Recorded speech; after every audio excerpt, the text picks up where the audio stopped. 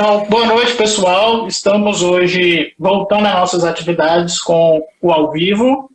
E depois de uma semana que nós tivemos uma pausinha, né, para os festejos de São João, nós agora estamos voltando. Hoje nós vamos receber um convidado muito bacana, um camarada, assim, gente fina, o Rafael Braz. Então, para início, eu gostaria que você apresentasse, viu, Rafael? Aí você se apresenta, aí logo em seguida vamos começar nosso bate-papo. Claro. Tá me vendo bem? Tô bem enquadrado aí na câmera? O engraçado é que para mim você não está aparecendo, mas para o pessoal está. E aí, pessoal, tá? Para o pessoal lá, eles já falaram que você está bacana. Perfeito, então. Então, primeiro, Ademar, eu quero agradecer o convite de vocês para a participação na live, né? Todos vocês do Humanidades em Casa, da UNEB, todo o grupo. E, enfim, meu nome é Rafael Braz, né? Eu sou de Porto Alegre, no Rio Grande do Sul. Eu sou psicólogo, sou consultor em audiodescrição. E cheguei até vocês através do contato da Lani, que é uma amiga, que assim como eu tem deficiência visual, eu tenho baixa visão, que é um tipo de deficiência visual. E ela me falou de vocês, né? Teve uma outra live que eu falei sobre acessibilidade, sobre alguns trabalhos que eu desenvolvo. E ela, né, passou para vocês e tal. Então, acho que é bacana a gente, nesse período de isolamento, a gente seguir construindo essas pontes, né? A minha área de atuação principal é a psicologia clínica, né? Eu trabalho na abordagem psicanalítica, no atendimento individual. Trabalho com adolescentes e adultos. Numa clínica que chama Instituto Wilfred Bion, que leva o nome de um psicanalista, dos mais importantes, né, da história da psicanálise. E nessa clínica onde eu faço os atendimentos e onde eu faço o curso de nível de pós-graduação, que é um curso de formação, né, de psicoterapia psicanalítica. Também desenvolvo o trabalho com acessibilidade cultural, acessibilidade comunicacional, que é um trabalho, às vezes, direto na cultura e, às vezes, transversal em outros trabalhos que eu desenvolvo também, né? Acho que, de início, é isso. E a ideia, né, que a gente, estabelecendo essa ponte, é poder falar um pouco desse trabalho com a psicologia clínica mesmo. Uhum. Então, você é um psicólogo, né, Rafael? E também um consultor de audiodescrição, né? Exatamente. Bacana. Hoje mesmo eu estava tentando saber mais sobre a audiodescrição, porque eu tinha pouco conhecimento sobre essa... que parece que ainda não é uma profissão regularizada, é isso, Rafael? Ainda não é. A descrição é uma caminhada ainda, que a gente, no Brasil, não é uma profissão regulamentada. Então, embora a gente tenha bem estabelecido os profissionais que trabalham para construir acessibilidade cultural, ainda está a caminho, né, dessa regulamentação. Assim.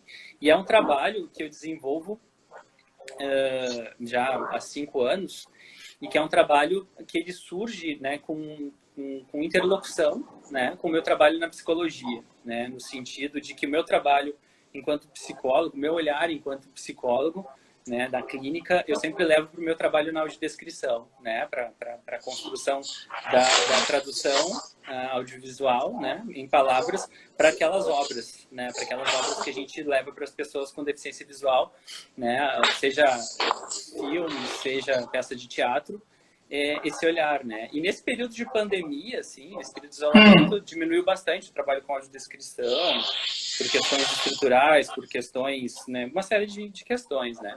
E o trabalho com a psicologia é um trabalho que ele tem né, adquiriu nesse período de pandemia outras características, que é o trabalho online, né. Então, o que acontece? Isso é interessante, que há um tempo atrás, assim, até final do ano passado, início desse ano, eu não tinha nenhuma aproximação com o trabalho, né, de psicoterapia online, e nesse sentido, muitas vezes escutava algumas pessoas falar, mais pelo lado, assim, de uma oportunidade de trabalho, que de fato é um novo canal, né, de comunicação para a gente trabalhar com a clínica. Mas eu tinha uma certa, vamos dizer assim, resistência nesse sentido, porque a maior parte dos discursos que eu escutava era nesse sentido, mais pelo lado da oportunidade do que pelo lado da construção de uma outra forma de trabalho a partir de estudo, de pesquisa e de conhecimento. Coisa que hoje, né, com a pandemia, isso se exacerbou e a gente tem, né, essas redes e profissionais que estudam isso. Então, foi interessante que aconteceu que um pouco antes, no início do ano, um pouco antes da pandemia, eu atendi um paciente que ele ia se mudar, ia sair da região, e ele chegou para mim e perguntou se tinha como a gente seguir os atendimentos de forma online, né? Porque a gente, né, já estava trabalhando com um bom vínculo na terapia, a gente, né, tinha ali um trabalho já em desenvolvimento, e ele não queria começar de novo. Às vezes acontece muito isso, né? De não querer retomar, de não querer recomeçar um novo tratamento e tudo mais. E aí eu repensei tudo que eu estava... que eu pensava sobre a questão do atendimento online. Na realidade, não que eu pensava, porque eu não tinha aproximação, né? Na realidade, estava muito mais no nível do preconceito do que do contato, né? Mas aí foi interessante que cerca de duas, 3 semanas antes do isolamento social, foi que eu comecei esse trabalho, né? Eu fui buscar a plataforma do Conselho Federal de Psicologia, onde a gente precisa fazer um cadastro para fazer atendimento online, né? E aí, eu comecei esse trabalho e nisso veio a pandemia. E aí, com a pandemia, com o isolamento social, todo o trabalho foi para o online, né? E aí, eu fui atrás, né, de outros colegas, a gente foi atrás também de entender, de estudar, de discutir em seminário para ver como que era esse trabalho do atendimento online, né? Porque não é uma coisa assim, tipo, a gente faz aqui, vai fazer lá e vai ser a mesma coisa. É um outro trabalho, né? Se a gente quiser fazer uma transposição pura e simplesmente, não vai dar certo. Mas claro que foi um trabalho de aprender com a experiência, né, dessa prática. E agora, transcorrido mais de 3 meses, aí, com, sei lá, mais de uma centena de sessões online, já é um outro momento que a gente está vivendo.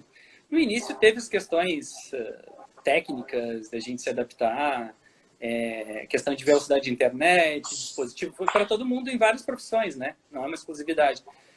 Isso é um problema grande.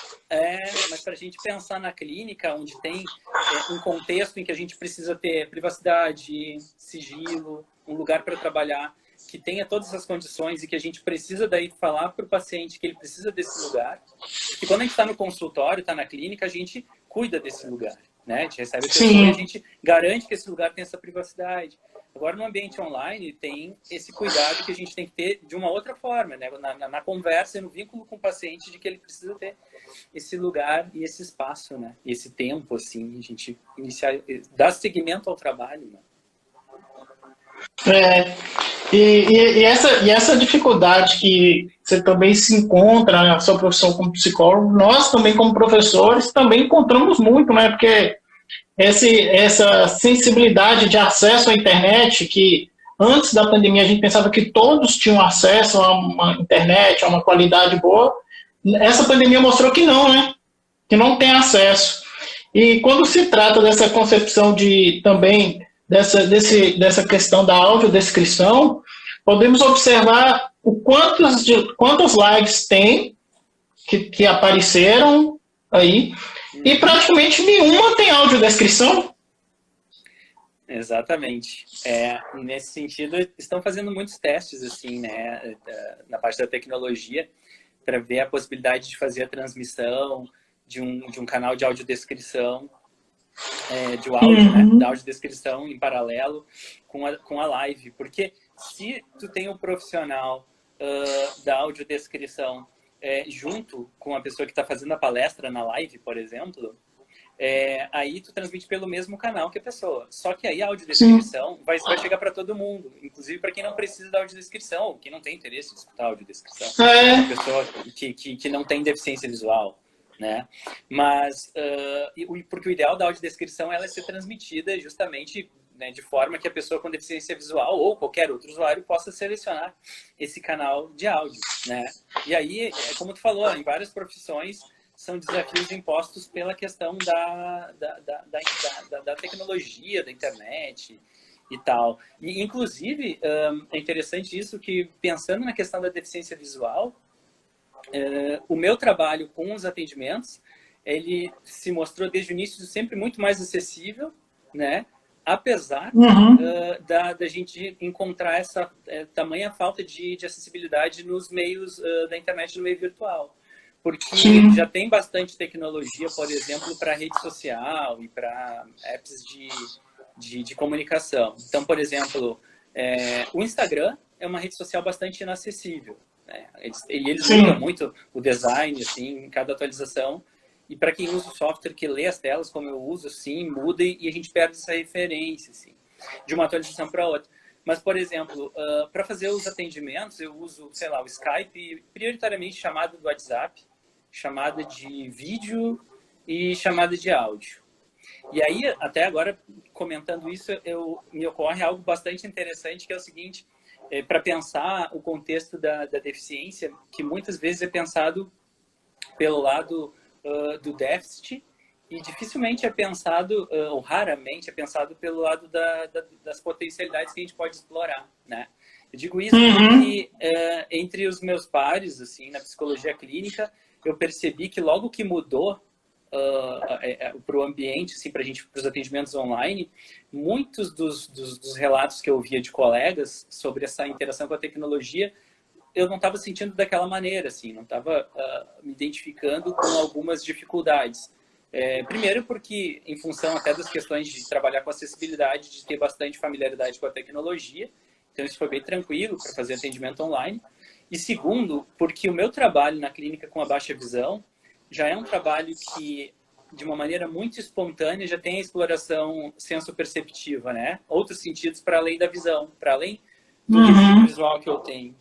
Então, muitas vezes, quem não tem deficiência visual fica bastante, vamos dizer assim, preso à visualidade ou dependente da visualidade.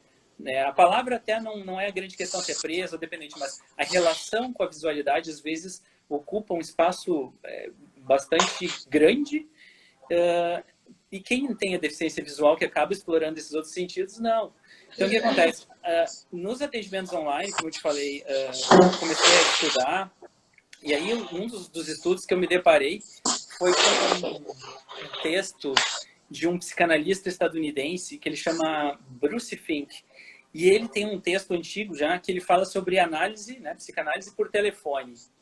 E aí eu, estudando, ele está direcionando o trabalho da psicanálise na clínica pelo canal de áudio, e ele está falando isso para todo e qualquer profissional psicanalista, independente se tem ou não deficiência.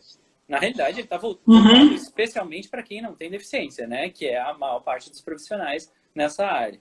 Só que lá pelos tantos, a discussão dele, ele fala sobre isso, assim, ele diz assim, se uma pessoa, se não funcionar, se esse canal não puder dar conta do nosso trabalho, porque ele não tem a visualidade, seria o mesmo que a gente admitir que não pode, que uma pessoa cega não pode fazer um tratamento analítico? Daí diz assim, ou que uma pessoa cega não poderia ser psicanalista? E claro que aí eu, conectando isso, lendo isso, estenderia não só para a cegueira, mas também para a baixa visão, né? Unindo com a minha experiência. E aí eu achei bem interessante, assim, o que ele traz e ampliou essa reflexão. E ele começa a falar dessas outras percepções, assim, que a partir do momento que tu tem uma boa conexão de áudio e também uma boa conexão no vínculo com o teu paciente, que outras manifestações vão surgindo, né? E ele fala algo bem interessante, que eu conecto com a ideia de acessibilidade. Embora ele não use o termo acessibilidade, ele fala de acesso, que ele diz assim, que mesmo no atendimento presencial, a manifestação inconsciente do paciente, ela vai ser sempre por uma via de mais fácil acesso para o terapeuta, para o analista. Isso é muito amplo, seja num gesto, seja numa fala, seja no timbre da voz, seja em qualquer outro tipo de manifestação, verbal, não verbal, vai estar ao acesso daquela pessoa. Porque mesmo que um profissional, um psicólogo clínico não tenha deficiência visual, nem todos vão ter aguçadas as mesmas percepções. Então, isso abre a ideia de acessibilidade. E aí, quando eu li o texto, eu já fui fazendo essas conexões e pensando, ampliando o meu pensamento, e isso, né, foi me auxiliando também na ampliação da prática. E muito embora a maior parte dos meus atendimentos eu faça por chamada de vídeo, onde eu não consigo visualizar a imagem ali do meu paciente, eu vejo a iluminação da tela, mas eu não tenho a visualização da imagem, mas ele me vê. Alguns outros eu estou trabalhando por áudio, quando o paciente prefere, né? E aí, nesse sentido, eu também não fico, né, vamos dizer assim, dependendo dessa coisa da visualidade, e percebo que isso gera até um certo conforto que entre os meus pares eu não encontrei muito, assim, no sentido de que, no início, agora todo mundo já está uns mais, outros menos, adaptados, desenvolvendo a prática. Mas uma queixa, especialmente no início, muito forte, era que os meus colegas diziam assim, estou percebendo que os atendimentos online são muito mais cansativos do que no consultório. Muito mais cansativos. E eu não estava sentindo isso. Claro, né? Não vou reduzir isso à ideia da visualidade, mas isso me parece que se centra bastante nessa ideia de estar preso àquela imagem e à tela, e que é diferente de estar no mesmo ambiente. Né? Sim. E quando você fala essa questão da imagem, Rafael, como nós conversamos ontem, né? Como eu estudo cinema e pesquisa, e o cinema trata com imagens, né? Aí quando nós vamos voltar um pouco, antes da invenção do cinema, qual era o mecanismo que nós tínhamos? O rádio. Só por onda sonora a gente ficava sabendo das notícias pela questão do audível, né? Com a ascensão do cinema do século XX, nós ficamos entregues só a imagens. Por isso que as pessoas visíveis, as pessoas que enxergam, elas parece que necessitam ver, não ouvir. Agora, por exemplo, aqui no meu Instagram, aqui, nós fazendo isso ao vivo, eu não estou te vendo. Então, eu só estou te ouvindo. Então, é um exercício... eu não estou te vendo, eu estou só te ouvindo. Aí, quando vai fazer essa questão dessa pesquisa, eu fui fazer essa pesquisa sobre a questão do áudio, do AD, né? AD, da audiodescrição AD. No Brasil, começou no Brasil essa questão da audiodescrição em 1999, com um professor que levava seus alunos cegos para o cinema e no decorrer do filme ele contava para os seus alunos, cochichando toda a cena do filme. Quando eu vi isso, nossa, fantástico. E outra coisa, parece que a audiodescrição também não é só para quem é cego, quem tem baixa visão, mas também é propício para as pessoas que têm dislexia, para os idosos.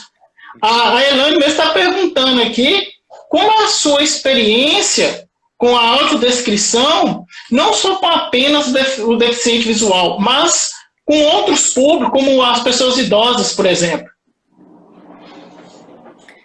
Na audiodescrição, no trabalho que a gente desenvolve, aí tem algo que é bastante interessante que tu traz aí. Com pessoas idosas, por exemplo, eu não tenho experiência, né, dessa recepção de público assim. Mas o que eu tenho de experiência, muitas vezes, não exatamente num trabalho que a gente produz assim, externamente em audiodescrição, mas às vezes no convívio com amigos e familiares que não têm deficiência visual, acontece algo bastante interessante, que é mostrar a descrição de uma imagem ou assistir a um filme com audiodescrição e a pessoa que enxerga trazer um retorno assim, tipo, nossa, se eu não fosse a audiodescrição eu não tinha notado tal detalhe. Ou então, tipo, volta a imagem, olha para a imagem e diz, é mesmo, isso que tá trazendo de informação na audiodescrição eu não estava prestando atenção. Por quê? Também, uma coisa é ver as imagens e outra coisa é ler as imagens, né? Quem produz audiodescrição, um roteirista de audiodescrição, né? Nem todo mundo pode trabalhar com audiodescrição porque vê, né? Ver não é uma condição suficiente para fazer um roteiro de audiodescrição. Sim. Né? Precisa estudar, precisa né, desenvolver uma prática de pesquisar, de estudar, de treinar, enfim, né, como toda e qualquer profissão, né, de adquirir técnica, de ter sensibilidade, de desenvolver também, de estar com os pares e também de assistir obras com audiodescrição, né, porque se tu não consome obras com audiodescrição, tu não vai desenvolver repertório, tu não vai acostumar a tua mente a construir as imagens a partir das palavras, né. Então, quer dizer, quando alguma pessoa que enxerga se depara com essa reação, com essa experiência, e tem a reação de que eu não tinha visto esse detalhe, é muito porque está num ver da imagem que não tem esse preparo, né? Esse treinamento desse olhar para a leitura dessas imagens, né? Uhum. E quando você fala essa questão de ler as imagens, né, fazer essa leitura de imagem, é uma coisa que eu falo muito com meus alunos quando eu vou trabalhar algum filme. Eu falo com eles, não basta só ver o filme. Você tem que ler o filme, ler as imagens. Porque há sempre alguma coisa por trás. E ontem, com a nossa conversa que nós tivemos ontem no making off, antes desse ao vivo, perfeito. Aquela questão que você colocou, até hoje eu estou pensando nela. A inversão. Né? Como eu trabalho, atualmente eu estou debruçando mais em algumas pesquisas de literatura e cinema, que eu faço da palavra à imagem, a audiodescrição faz o caminho inverso, né? Que é da imagem à palavra. Uhum. E da mesma forma que é o inverso, como, por exemplo, a gente está lendo um livro, a imagem que eu crio a partir da minha imaginação, uma questão subjetiva. Eu vou lendo ali as palavras e vou construindo as imagens na minha memória, meu cérebro. Agora, quando faz esse caminho inverso, que eu passo da literatura para o cinema, eu estou passando do imaginário para o real, entre aspas, que é a imagem real. Sim. Agora, com a audiodescrição, vou fazendo do real para o imaginário. Então, a pessoa ela tem que começar a desenvolver o seu imaginário para construir uma imagem. E hoje eu fiz essa experiência assistindo um pequeno curta com audiodescrição. Eu fechei os olhos e fui prestando atenção. Uhum. E quando a primeira vez que eu fiz a experiência, como eu já tenho as imagens na cabeça, embaralhou. Mas depois eu fui fazendo de novo, sem olhar, só prestando atenção no áudio. Quando eu fui ver o vídeo, tinha coisas que eu tinha visto antes da imagem que eu não tinha percebido, isso que você colocou. Então, quando você melhora a audição para prestar atenção nas descrições, é igual você colocou, não é só para quem tem a deficiência, é cego, quem tem baixa visão. Não, é para qualquer público. E quando eu vejo isso, essa questão que trouxe para que esse professor, né, fez isso com seus alunos, eu achei fantástico, fantástico.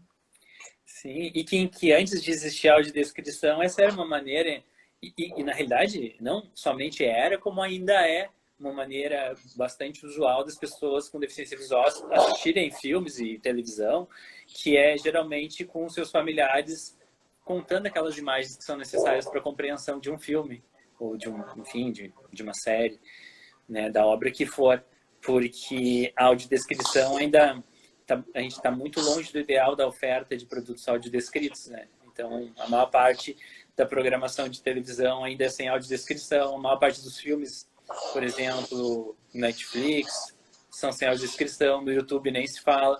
Então, quer dizer, tem muito pouca oferta de audiodescrição e a maior parte das vezes para consumir o produto assim, para ter acesso a essa obra, é com alguém ali contando a obra, né? Que é muito longe do que a audiodescrição, porque não tem a técnica, não é um trabalho profissional, mas é o que muitas vezes viabiliza a compreensão daquela obra. Né? Sim. E já estamos com muitas perguntas aqui, Rafael. Tem uma pergunta do Arley, que ele faz o seguinte. Rafael, na sua prática clínica online, quais são as principais dificuldades que você enfrenta?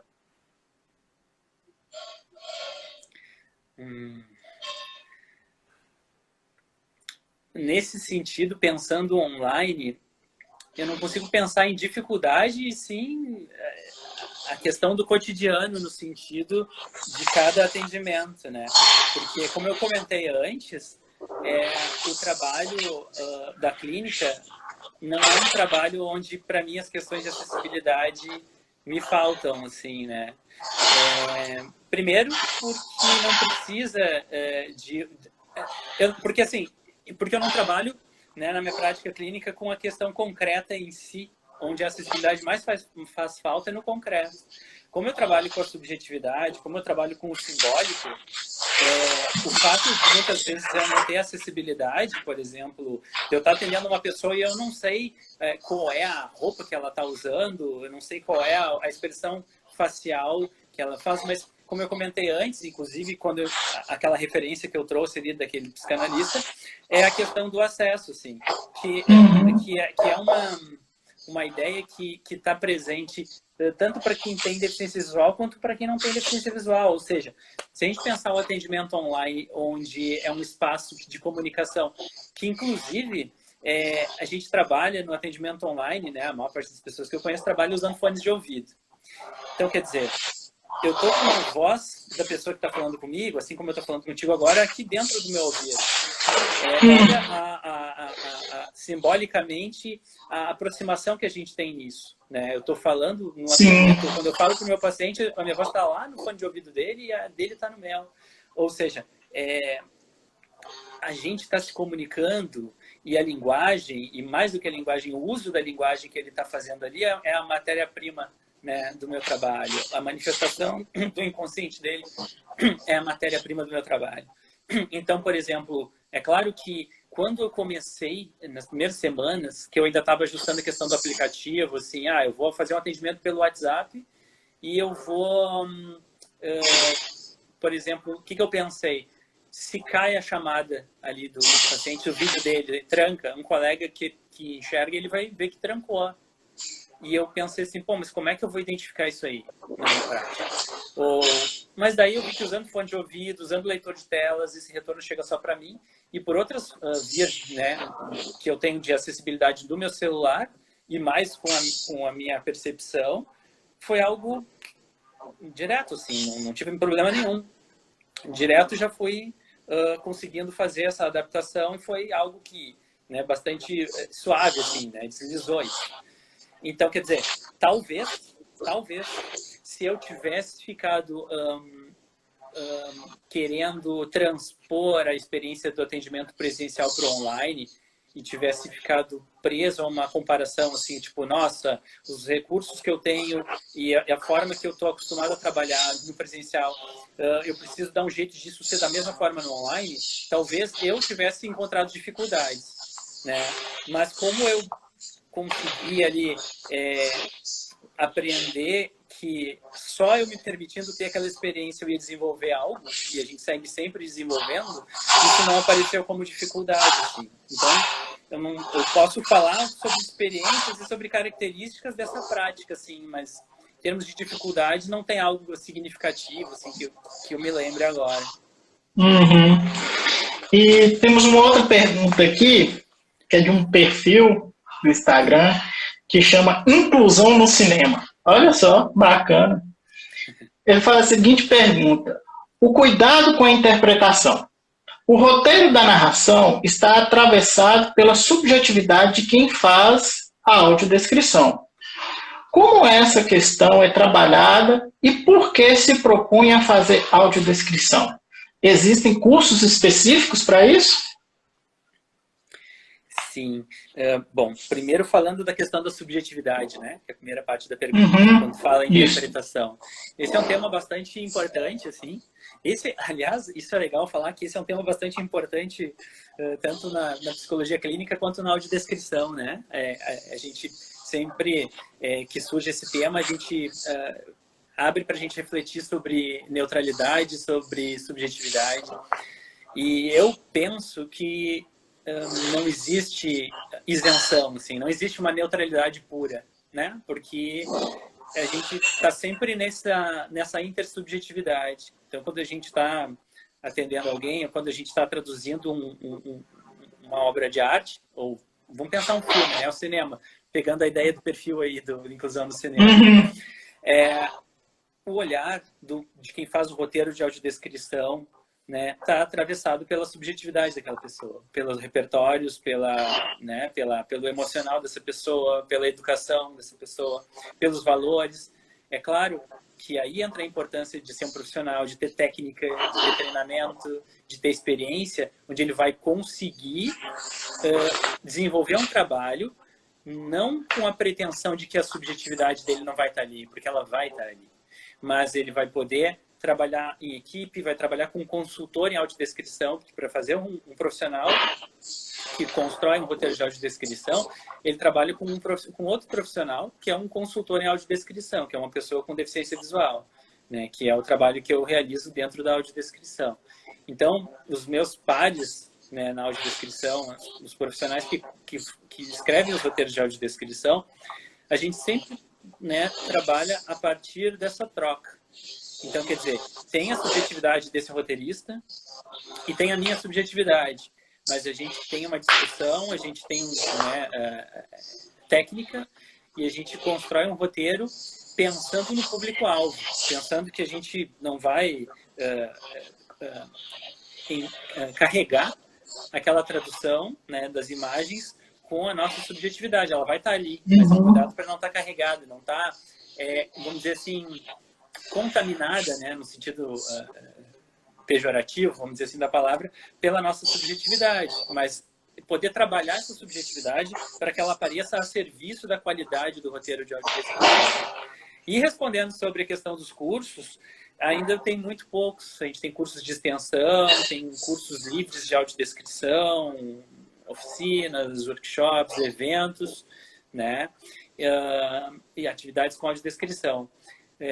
Em nível de pós-graduação e especialização, já houve duas turmas no Brasil, uma em 2014 e 2015 na Universidade Federal de Juiz de Fora, e teve uma que terminou faz cerca de um ano, dois, na Universidade Estadual do Ceará.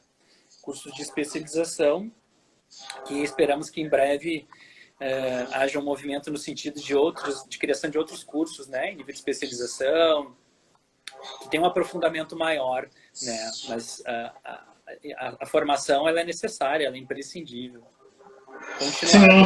Continuado, como em qualquer profissão. Uhum. E é nessa vertente assim, que a Elaine também ela coloca algumas perguntas sobre a questão do consumo, né? Como é o consumo do material com audiodescrição? Você acha que tem esse público para consumir isso? E se é possível colocar na produção dos trabalhos o público que procura? Tem material para isso, Rafael? Sobre o público da audiodescrição, o público prioritário da audiodescrição, né? Prioritário que eu digo é em termos da finalidade, né? De traduzir essas imagens para palavras e acessibilizar, é o público com deficiência visual, né?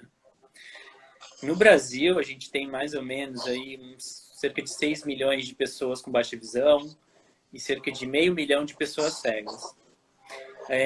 A gente vive num país que é profundamente marcado pela desigualdade em todos os níveis. Então, quando eu falo de tecnologia, que eu tenho acessibilidade no meu celular para trabalhar, eu parto do pressuposto que eu faço parte de uma minoria, né, dentro do grupo das pessoas com deficiência visual, que tem essa oportunidade, que tem esse acesso, né, que tive, né, possibilidade de cursar um nível superior, de estar envolvido, né, com vários trabalhos, com vários projetos e estudo e tudo mais. Então tem uma boa parte do público uma boa parte das pessoas com deficiência visual que para essas pessoas não chega nem a tecnologia, quem dirá o acesso à cultura, né, o acesso à arte acessível. Mas tem um público, sim, muito significativo e em constante formação. Inclusive o trabalho com audiodescrição, o trabalho de quem se envolve com audiodescrição é também um trabalho de formação de público, né? Eu trabalho aqui em Porto Alegre com audiodescrição. Agora a gente não sabe quando que vai voltar, né, em meio à pandemia, mas os últimos anos trabalhando com audiodescrição do teatro, por exemplo, né, tem um grupo que a gente tem aqui no WhatsApp onde reúne muitas pessoas com deficiência visual, onde a gente faz a divulgação dos eventos, de peças de teatro com audiodescrição, por exemplo, ou exibição, né, de filmes com audiodescrição, onde a gente faz a divulgação e vai distribuindo, né, essa informação para que chegue a mais pessoas e faça essa movimentação. Então, a gente vem num crescente, a gente vinha num crescente até então, desse conteúdo, né, da cultura e da arte chegar a mais pessoas. E com relação ao profissional, o consultor em audiodescrição, que é o profissional com deficiência visual, também precisa fazer formação e formações, assim como o profissional que faz o roteiro da audiodescrição.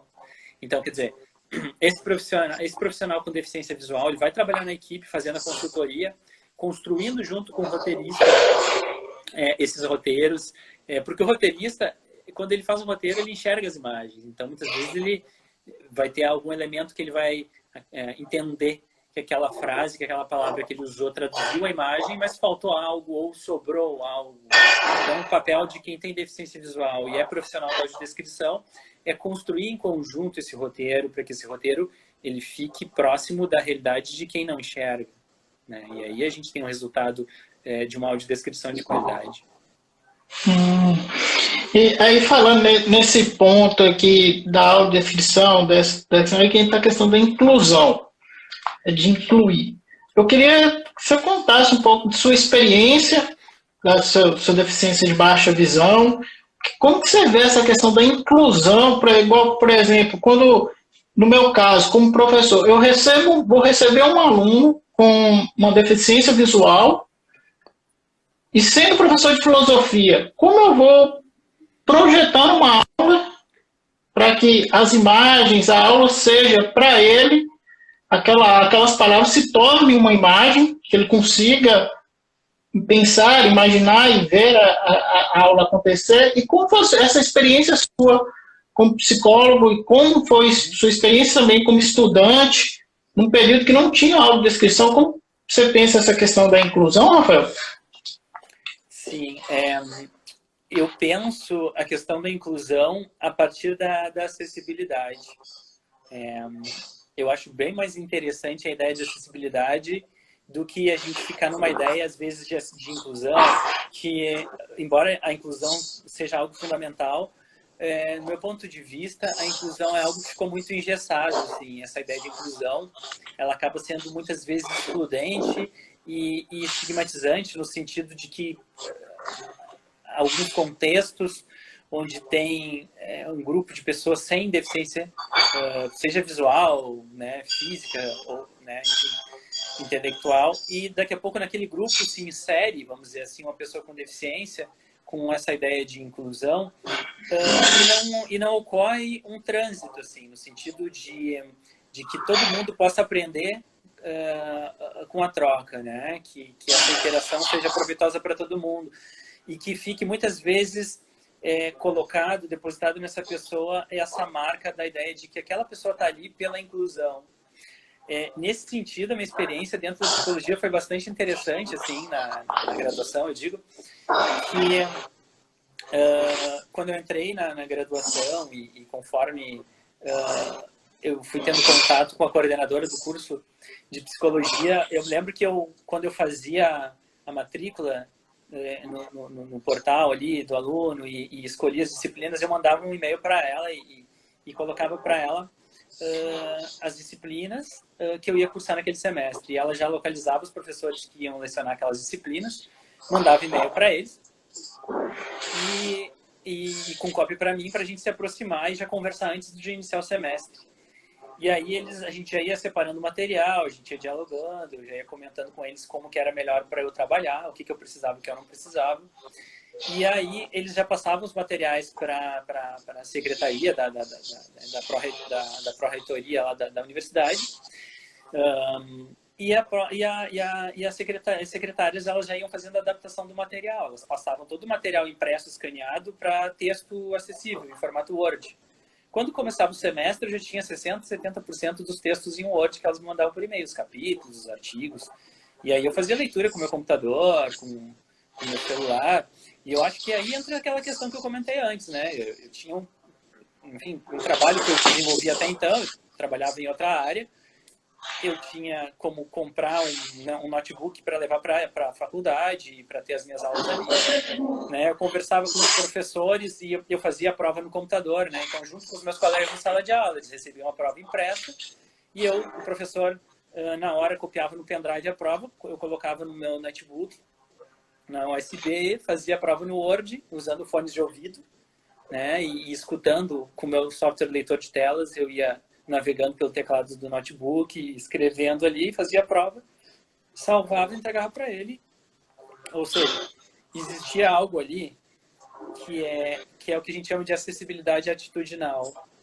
Que, infelizmente, nem sempre acontece dessa forma. Assim. Essa minha experiência ela foi bastante positiva. Algumas vezes, algum professor ou outro passou algum vídeo em que era um vídeo que não tinha nenhuma fala, por exemplo. Algum vídeo que está rolando cenas ali e tem uma música de fundo e está toda a turma acompanhando e eu ficava completamente alheio. Isso aconteceu algumas vezes. Então, quer dizer, aí às vezes eu sentava junto com algum colega que ia me descrevendo as imagens daquela forma que tu falou ali, que tu resgatou aí do professor que fazia no cinema, né? Na graduação tem uma grande amiga minha que a gente fez a graduação juntos e fizemos amizade desde o início da graduação. E aí a gente se formou juntos e a gente, né, formou uma dupla. Então, quer dizer, a gente fazia disciplina, sentava, dividia ali, sentava, né, lado a lado. E nessas situações ela acabava descrevendo para mim o que acontecia. Então, quer dizer, não passei por situações em que a maioria das pessoas com deficiência visual passam. A maioria passa por situações de exclusão bastante sérias, no sentido de não ter material acessível, no sentido de não ter esse olhar dos profissionais, de conversar, de ter a atitude, que é, né, a acessibilidade atitudinal ela é fundamental, né, do professor no início do semestre, que tem um aluno com deficiência, seja ela qual for, mas pensando aqui a deficiência visual, de conversar com esse aluno e perguntar para ele o que ele precisa, como que é melhor para ti, para eu te ajudar, né, para ser acessível para ti.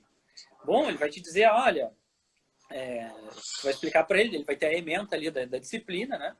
Espera-se que ele tenha a ementa em formato acessível, em Word, no e-mail dele. E aí, se ele não tiver, tu pode fazer isso, né? Um professor pode fazer isso. Isso tá, né, o acesso de todos nós, hoje em dia com o celular na mão, a gente manda um e-mail. E o que acontece? Se ele te disser assim, olha, me passa os textos, me passa o conteúdo textual dos teus slides ali no Word, ele vai ler todos os tópicos, os textos dos teus slides. Se tu julgar que tem imagens nos teus slides que elas são imprescindíveis para compreensão, bom, tu pode combinar com ele que tu vai mandar um áudio para ele descrevendo com as tuas palavras essa imagem, que tu vai mandar um texto para ele descrevendo, que vocês vão combinar um horário ali fora da aula para conversar sobre isso, né?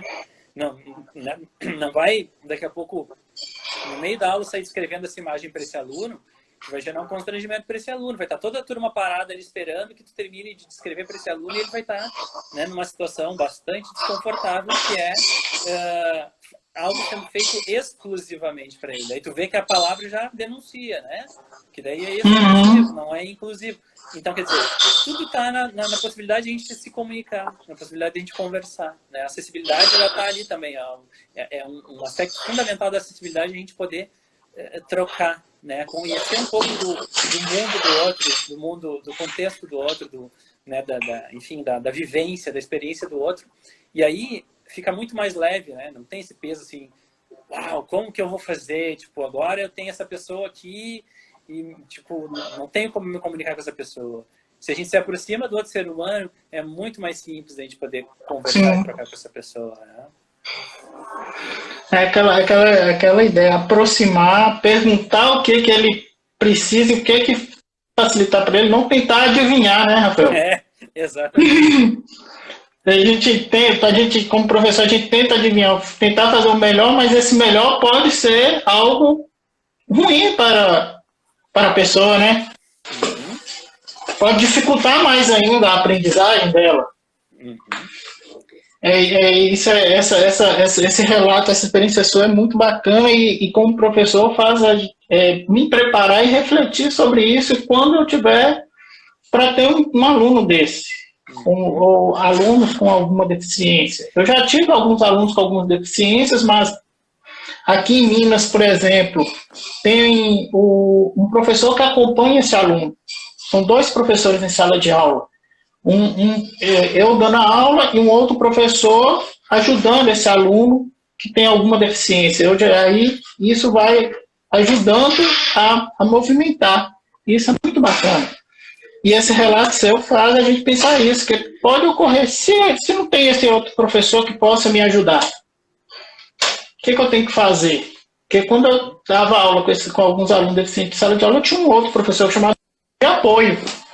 Então, isso é muito bacana. Claro, muitas vezes isso é necessário, né, Ademar? Muitas vezes é necessário, só que quando a gente vai em direção a uma situação ideal, a gente começa a aproximar as pessoas e que não precisa ter alguém exclusivamente para esse aluno. Sim. Claro que muitas vezes vai ser necessário, e agora a tua fala me fez lembrar que nos últimos últimos 2 semestres, acho que os últimos 2 anos de graduação, 1 ano e meio e tal, tinha alguns monitores na universidade, que tem esses monitores às vezes que dão aula me faltou agora a palavra, mas quando tem alguma disciplina que precisa de reforço, a monitoria mesmo, né? Que tinha alguns alunos que se voluntariavam ali, né, para ter os créditos ali da universidade, para ser monitor de acompanhar os alunos com deficiência e o acompanhar muito amplo, assim. Então, quer dizer, tinha à disposição esses alunos que eram de outros cursos não da psicologia, que eu me lembro que às vezes eu mandava uma mensagem para eles ou um e-mail dizendo assim, eu preciso de um capítulo tal de um livro, e aí eles pegavam na biblioteca, tiravam, escaneavam, e eles passavam para o pessoal da Pró-Reitoria fazer o processo de acessibilizar o texto para o Word. Porque, às vezes, né, eu trabalhava o dia todo, né, pegava o transporte e ia para a universidade, que era na cidade aqui ao lado de Porto Alegre. Eu fiz a minha graduação na Universidade de La Salle, que é em Canoas, que é a cidade aqui da região metropolitana. Então, quer dizer, não tinha muito tempo para estar ali no campus para fazer isso. Então, quer dizer, eu acionava um colega que fazia, então... E aí, ver que a questão da acessibilidade, nesse aspecto, não estava nem tanto em função só da minha mobilidade no sentido da deficiência visual, mas era porque eu também chegava num horário tal na faculdade que eu não tinha muito tempo ali. Então, quer dizer, é claro que um aluno que não tem deficiência, daqui a pouco, num intervalo, vai correndo lá fazer isso, e para mim, pela minha mobilidade, não ia ter essa facilidade de ir correndo lá fazer isso. Então, quer dizer, ver que a acessibilidade, quando a gente pensa ela de forma transversal, a gente pode aplicar ela para muitos aspectos, né? Sim, muitos.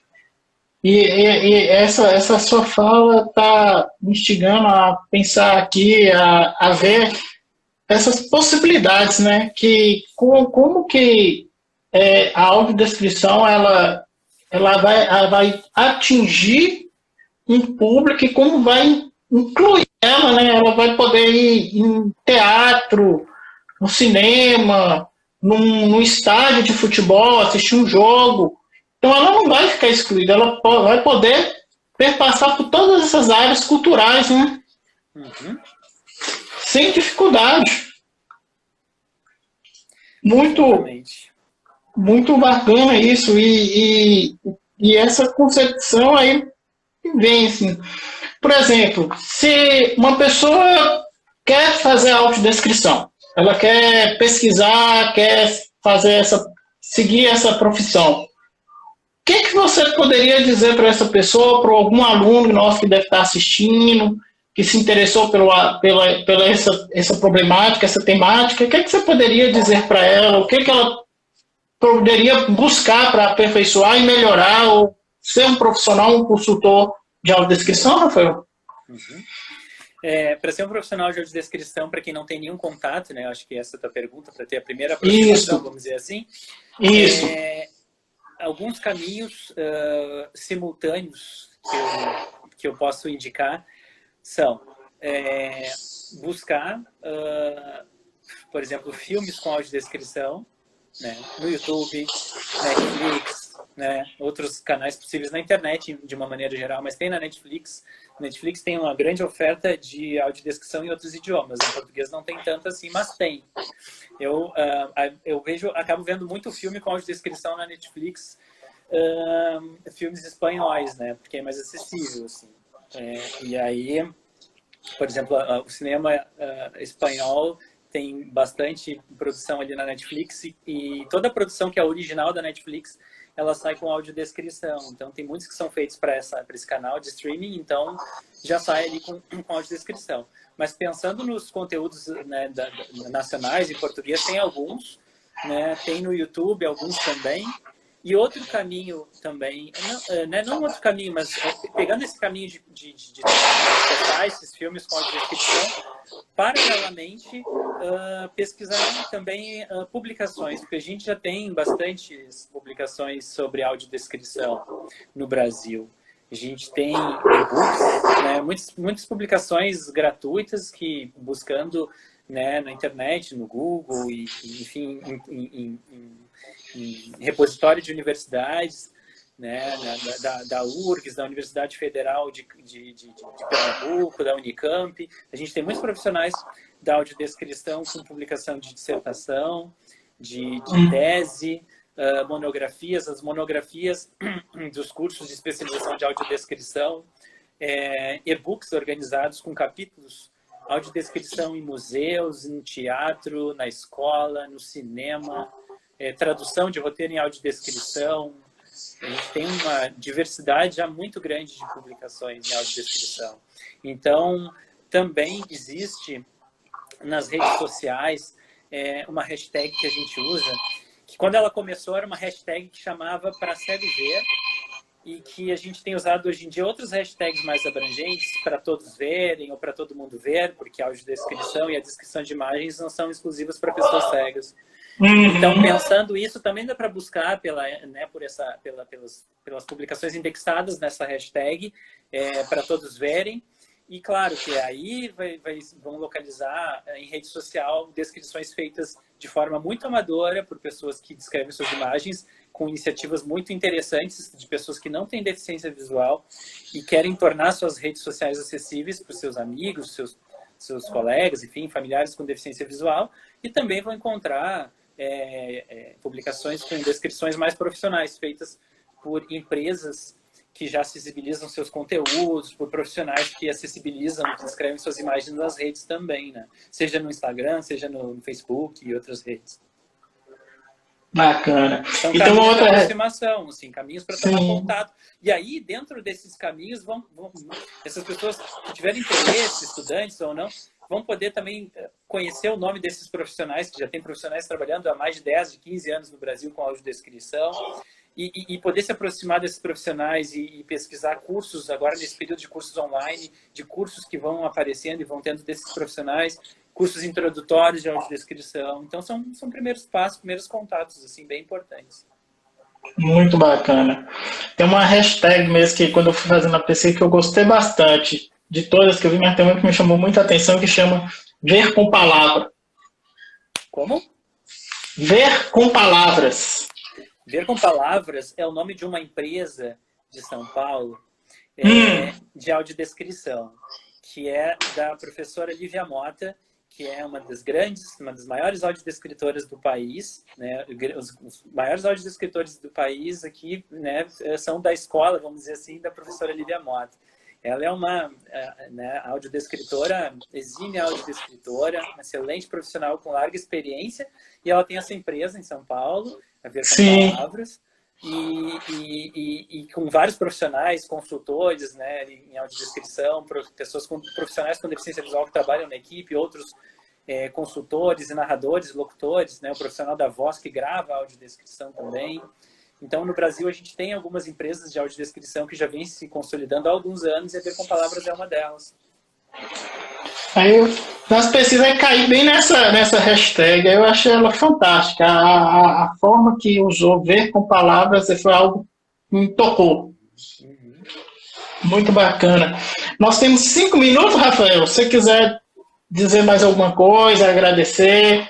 Tem uma pessoa aqui que Bel Machado, falando que está presente, te dando os parabéns. Todo mundo aqui adorou a sua fala. Você instigou muita reflexão para o pessoal todo que está assistindo, não só para mim. Então, assim, se você quiser finalizar com algumas palavras, pode ficar à vontade. Claro. De novo, agradecer, sobretudo agradecer o convite, o espaço, a oportunidade, a interlocução. Agradecer especialmente também a todas as pessoas que estão aí assistindo, os colegas, amigos e pessoas que eu ainda não conheço, mas que a gente está podendo se comunicar de alguma maneira por aqui. Eu quero algo que eu não fiz no início, que de praxe a gente faz no início, mas sempre é tempo da gente acessibilizar. E tu ainda não está me vendo, né, Ademar? Não, não estou. Então, para ti e para as pessoas com deficiência visual que estão nos assistindo, vamos descrever.